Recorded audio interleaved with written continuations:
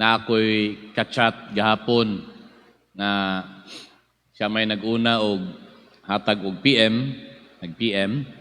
So, sa akong reply, ning greet una ko og Happy Easter, no?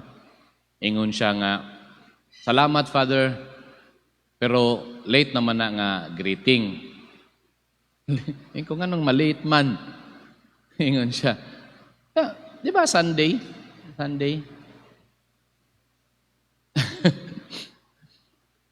Okay ra pud kayo kay siguro wala pa yung kayo na kuana or nakalimot siguro. Pero kita nasayod ta nga dugay baya yung kayo ang panahon sa Pasko sa pagkabanhaw. The Easter season expands up to 50 days, no? Maghuman kini sa atong pagsaulog sa piyesta sa Pentecostes, pagkunsad sa Espiritu Santo. Muna nga pwede pa yung takaayo gikan sa Easter Sunday hangtod sa pagsaulog nato sa Pentecostes nga kada adlaw magritag Happy Easter, no? Wala gyud late ana, just on time. Kay tinuod mo man gyud ang atong gisaulog. Nagunaw-una ko kung mauni ang unahuna sa panalitan kato ako ang ka-chat niingon nga late na murag nahuman na ang Easter.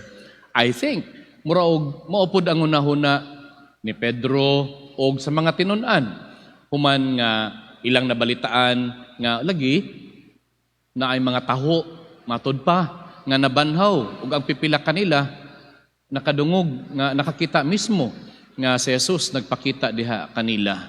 Si Simon Pedro og pipila sa mga tinun-an isa niini nga mga saksi. Labi na nga nakita niya nga ang lubnganan wala na diha ang patayng lawas ni Jesus.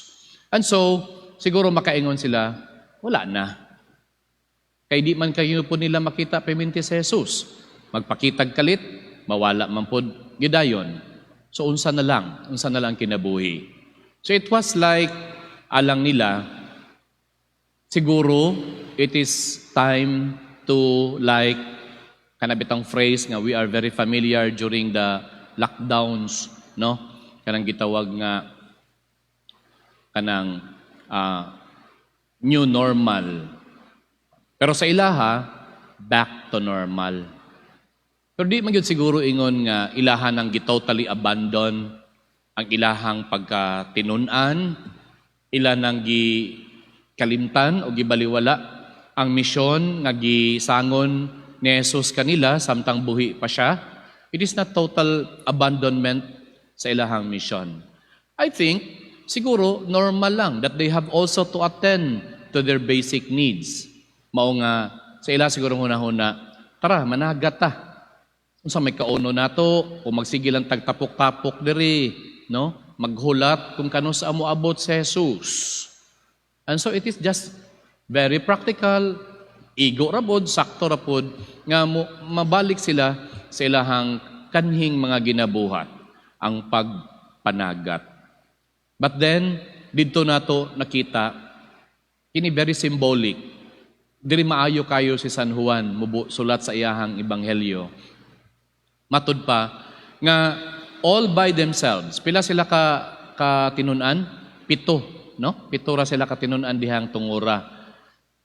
Tibuok gabi nanagat sila, ikapila nila gilagak ang pukot, matud pa ni San Juan, wala gayud sila'y nakuha. And to maybe to exaggerate the detail, bisan usa ka isda. Bisan tambasakan na lang. No? May pa si Pilimon, kaya nakakuha pag usa ka tambasakan. Pero sila, experts as they were in fishing trade, wala sila'y nakuha.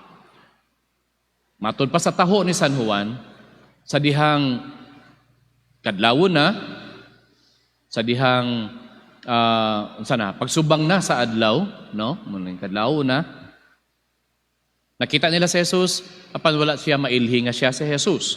And then the familiar instruction, kining familiar instruction, cast your nets on the right side of the boat. Asa na to ni madunggan?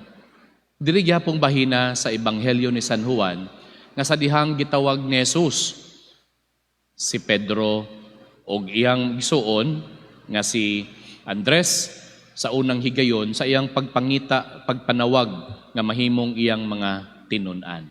Again, that familiar instruction. Itaktak ang inyong pukot sa tuong bahin sa sakayan. No? So, ingon ana, matod pa sa taho ni San Juan, daghan kayong isda ang ilang nakita.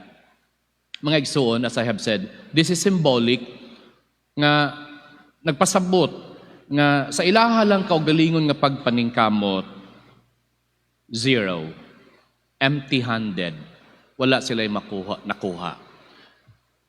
Og diha lang tungod sa instruction, sa pulong ni Jesus nga nabanhaw, og diha sa pagsunod nila sa maong pulong, ikaingon ta, nga nahimo silang malampuson sa ilang tinguha nga makakuha og daghang isda. Daghan kay nig mga symbols, mga igsuon, matud pa, grabe po no? Lain pang symbols, 153 large fish. Large fish. Kay ang Tiberias, ang naadiha nga popular nga isda, tilapia raman yun, munang gitawag nga St. Peter's fish, no? You can only imagine siguro dagko kayo nga mga kuan, ining tilapia, no? Dagko pa kaysa makita nato sa Lake Cebu, nga nana siguro, no? But again, this is all telling us nga kanang, for example, kanang 153 anong giihap man gyud tungod kay kanang tawo nga nasikop, morning meaning, no? Kanang tawo nga nasikop is counted. No? Each and every one of us.